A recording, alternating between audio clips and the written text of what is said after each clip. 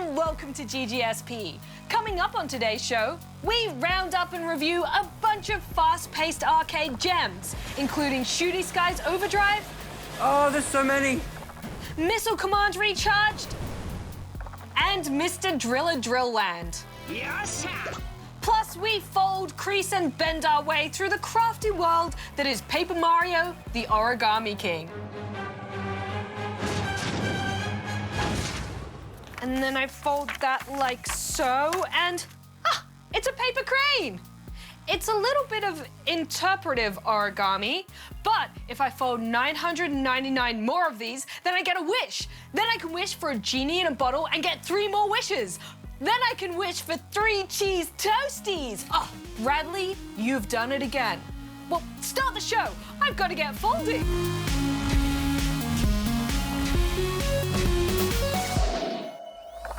Mario has battled a lot of baddies in his time, both big and small. But can he prevail against the perils of the paper pariah King Ollie? Let's find out in Paper Mario, the Origami King.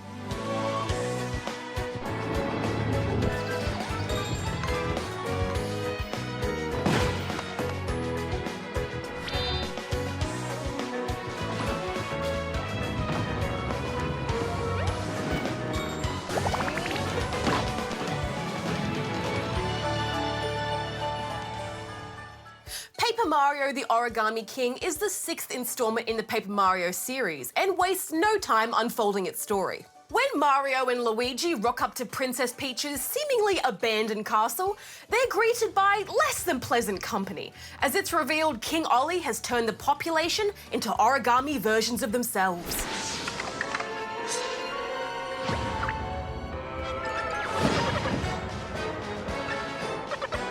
So, with the fate of the world at stake, it's up to Mario, with the help of Ollie's sister Olivia, to unravel this sinister plot and flatten things out. Quite literally. As you wander around picking fights with any unfortunate origami soldiers that cross your path, you'll also be helping out various NPCs to unlock new areas, or collecting confetti that can be used to repair holes blocking your way. It really feels like this part of the game is only there to make you wander around, so you're not bouncing from objective to objective. But at the same time, it's just kind of fun to throw confetti all over the place. And it's not like you're ever in short supply, as it can be found pretty much anywhere, from trees, to flowers, to fallen enemies. And while we're on the topic, in a regular battle, you'll be arranging baddies on a rotating board, trying to group up as many of them as you can in rows or clumps of 4. Successfully pulling this off gives Mario a bonus in attack strength, which makes stomping out the competition that much easier.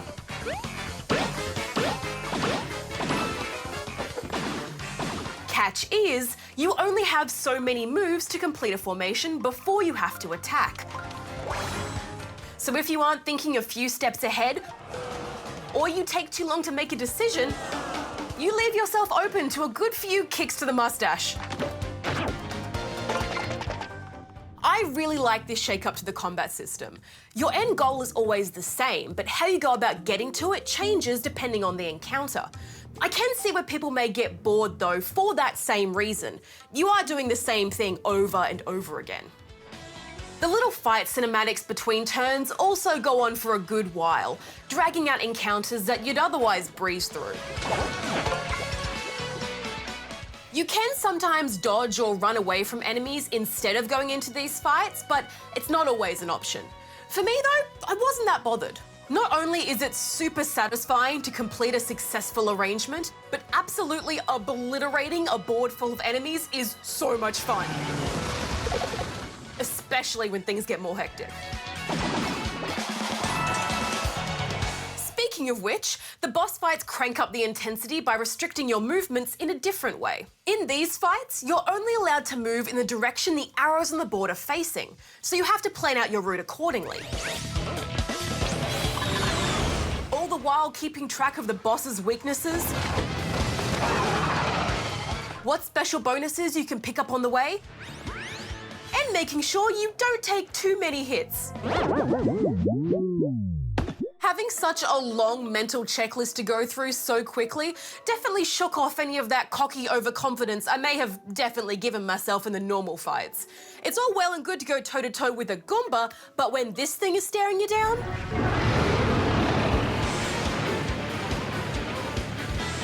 you best bring a couple extra healing mushrooms. In between getting wadded up like wet tissue paper though, you've got to take some time to appreciate just how gorgeous the Origami King is. Every location you visit is so different, but still holds on to that cute Mario aesthetic and charm, which makes exploring all the nooks and crannies for secret collectibles and hidden toads at least a pretty detour, if nothing else. Everything is just so colourful and inviting and sweet. Ah! Okay, maybe not everything then. Still though, there's no denying the attention to detail that's been baked into the Origami King. There's plenty of funny dialogue between characters. And some truly wacky antics to keep the laughs coming. I can see this being quite a you love it or you hate it kind of game for a lot of people. And I think both sides would have some valid points. But for me though, Paper Mario the Origami King is doing a lot of things right. It's silly, it's witty, and terribly cute. So I'm giving it 4 out of 5 rubber chickens. Yes!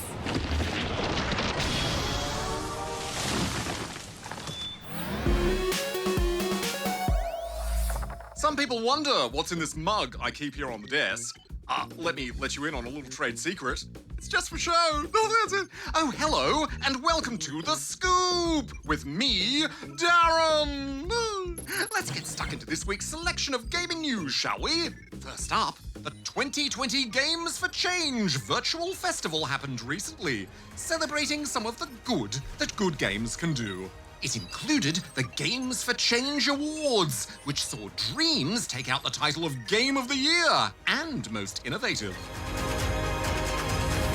Sky, Children of the Light, the mobile game from the creators of Journey, won People's Choice and Best Gameplay. And Rabbids Coding was awarded Best Learning Game. Moving on now to the story of a new Nintendo system on the block. Well, sort of.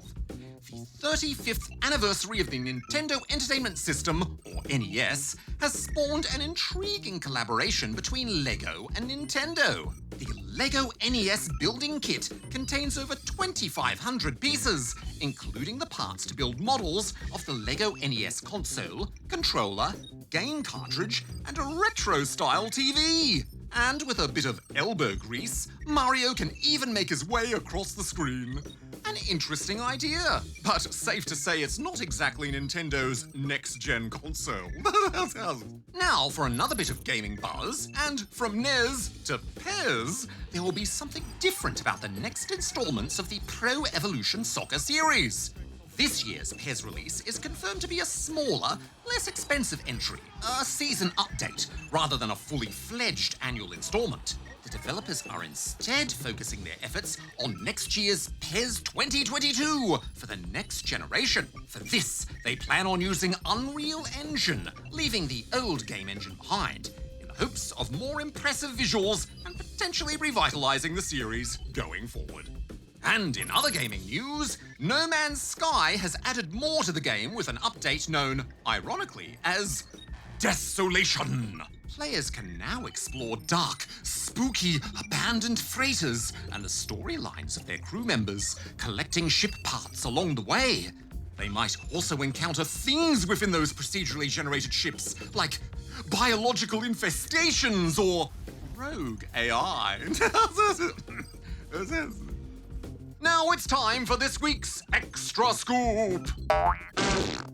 This week, we marvel at the work of artist and gamer Lubelide00, who has created the Super Smash Bros. Ultimate roster in the art style of Hollow Knight. Oh, look at them all.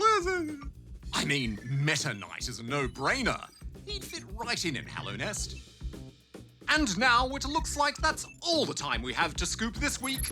So many scoops, so little time. And until we find a way to adjust the time scoop continuum, it shall ever be thus. Well, that was quite poetic, if I do say so. I should write that down. Or better yet, get my assistant to. Affirmative. Get me a fresh cup. Whilst most games push themselves into the modern era, some developers like to take a step back in time to a simpler, more retro age. With 3 arcadey titles under my belt, it's time for a retro roundup.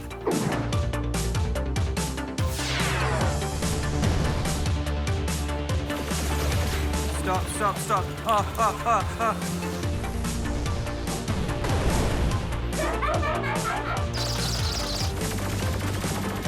Oh, there's so many.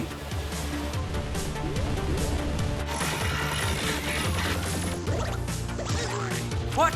No!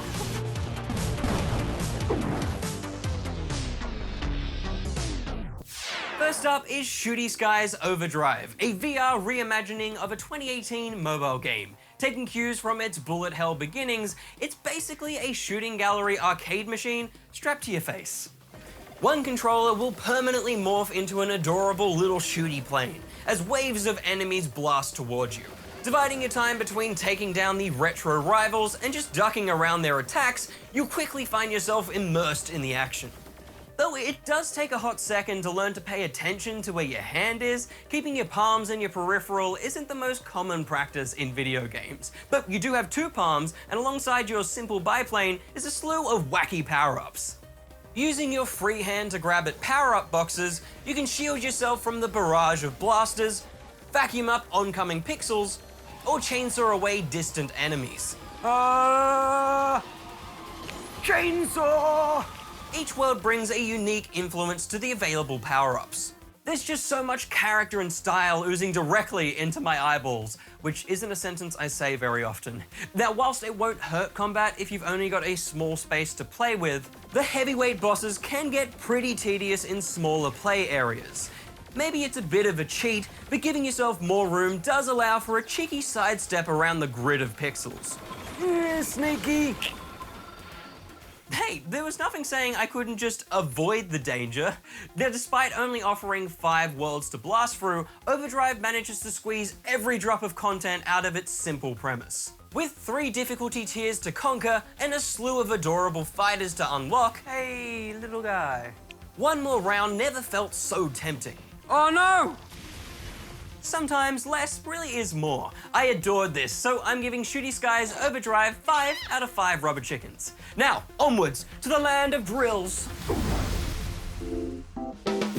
Mr. Driller DrillLand arrived on the GameCube 18 years ago, so I don't think anyone was really expecting a remaster, but here we are. Plonking you 500 meters below the surface in the so-called amusement park of DrillLand, you'll need to drill through its set of attractions. It's certainly the weirdest theme park ever devised. DrillLand is basically a match 3 game, though here you'll have to match 4. Really breaking those gaming conventions there. So taking the time to line up matching colored tiles will get you to the end quicker, and occasionally erupt your screen with many exploding pixels. Despite its colorful exterior and seemingly light gameplay, this thing is deceptively difficult. Each attraction at DrillLand boasts a different set of rules, objectives, and challenges. Most levels would attract a percentage of your health with each drill. Some levels will require a bit of backtracking to acquire gold or vanquish foes, whilst others pose enemies that can basically halve your health with a single strike. So there's heaps to manage on top of just trying to drill. This is probably one for slightly older spawnlings, as even I struggled with a lot of it. Most of it. Thankfully, there is a casual mode which lowers the difficulty for players that want to experience a shred of joy in this game. Alongside the core gameplay, there's also a few collectibles and trading cards to buy. These, along with power-ups, will help you better progress through each attraction. For Mr. Driller fans, the world is back on your Switch. For players that want a new challenge, this will certainly offer it. But for Will, this just didn't spark the joy I needed to keep drilling. So it's 2.5 out of 5 rubber chickens from me. Alrighty, one more game, Mum. Now, I never played the original 1980s Missile Command, but I think the basics are more or less the same in this recharged version. You have a battery of missile launchers you can use to protect a few buildings from a deadly rain of enemy missiles, and that's pretty much it. This is an endless survive as long as possible situation, so it's just a matter of time until things get out of hand and some missiles manage to slip through. Once you've lost all your buildings, it's game over. It's a super simple but satisfying mechanic that works perfectly on touchscreens, and there's a bit of depth to it too, thanks to a variety of potential power-ups as well as different enemy projectiles. I also loved the bright neon visuals and synthy soundtrack, which nails a certain 80s vibe.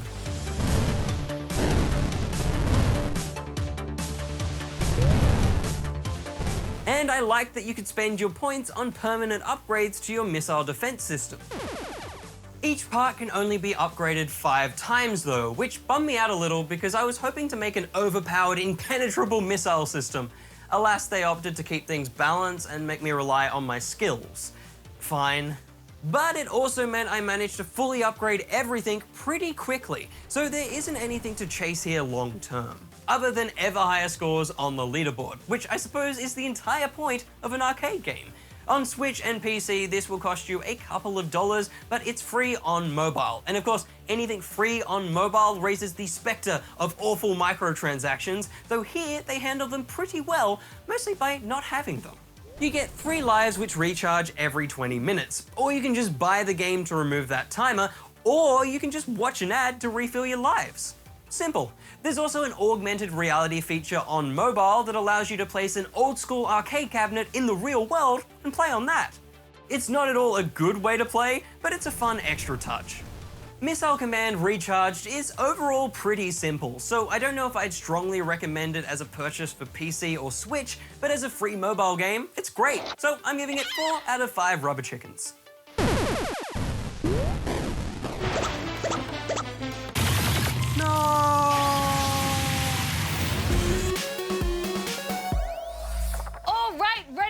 It's AskSP time, and luckily, I am ready. In fact, I'm so ready that if we don't start soon, I think I'm gonna turn red. And then we'd have a red rat on our hands. A ready red rat. Well, let's get stuck in with this first question, which is a video from Emily. Hi GGSP, my name's Emily and I have one question for you. Why in Minecraft do monsters come to abandoned villages? Thanks. Thanks, Emily. I think there's a good chance that the monsters you're referring to are actually zombie villagers. Depending on which form of Minecraft you're playing, there's a certain percentage chance that a village will spawn in the game as a cobweb-covered abandoned village, also known as a zombie village. So you'll often find zombie villagers here instead of regular ones. If you want to avoid encountering zombie villagers, you could try playing in peaceful mode. And did you know that there are ways to cure zombie villagers and turn them into regular ones? Like using a splash potion of weakness, then a golden apple, and waiting around for a few minutes. Huh, fancy that. But back to the question of why zombie villagers spawn in these eerie villages. I guess the Minecraft developers just thought it would be kind of neat. And I mean, if I was a zombie villager, I'd want to hang out in an abandoned village, wouldn't you? And now moving on to our next question, and this one comes from Eggmaster1234. Ooh. Hi there. I was just wondering if it was worth getting the DLCs for Forza Horizon 4, and is there any news for Forza Horizon 5? Answer or I will send an army of eggs to invade the world. Thank you, Eggmaster1234, Your Excellency. You know, I actually love eggs. So I'm tempted not to answer your questions just so I can see that sweet egg army. But I guess I better be professional and give it a crack. So as for Forza Horizon 4 DLCs, are they worth it? Well, that all depends on what you like most about the game. There are quite a few paid DLC packs on offer, like the Car Pass, the Formula Drift Car Pack, and the Best of Bond Car Pack, which give you access to more cars. So if you're a bit of a rev head and you want more vehicles, that might be something that appeals to you. Or there are expansions like Fortune Island, which adds a treasure hunt and more extreme weather and terrain. So if you like the idea of some extra questing and lightning storms and stuff, it could be worth a try. on LEGO Speed Champions expansion, which Will took a look at when it first came out last year. You can check out what he had to say about it on our various online channels. I can't believe he got to drive a Lego car. I am so jealous. As for Forza Horizon 5, well, I'm sure that we'll see it on the horizon at some point. But the most recent Xbox Next Gen Games announcement teased a Forza Motorsport game instead. And I hear that the studio responsible for Forza Horizon might be focusing on other projects right now. So we may have to wait a little longer for it. Right, that is all the time we have for AskSP today. If you've got a burning question to ask us, then go here and send it in. And make it a video question, so if it gets shown on the show, we'll send you a super cool GGSP prize pack. You know, I'm kind of disappointed I didn't get to see the Egg Army. I bet they're a crack team. I wonder what their general is like. Pretty hard-boiled, I reckon. Well, that about wraps it up for another episode, but boy oh boy are we cooking something up for you next week, because E3 may have been cancelled this year, but not on our watch. We're bringing the E3 convention into our very own homes in a special Not E3 special. There'll be press conferences, maybe, hands-ons with upcoming games, maybe, and all the next-gen console news we can cram in. Maybe, but until then, tide yourself over with another snack-sized serve of GGSP. Just head to the ABC Me app and check out our special tips and tricks for having the ultimate island in Animal Crossing New Horizon. But until next time, may all your games be good ones. We're out. Rat out. Gem out.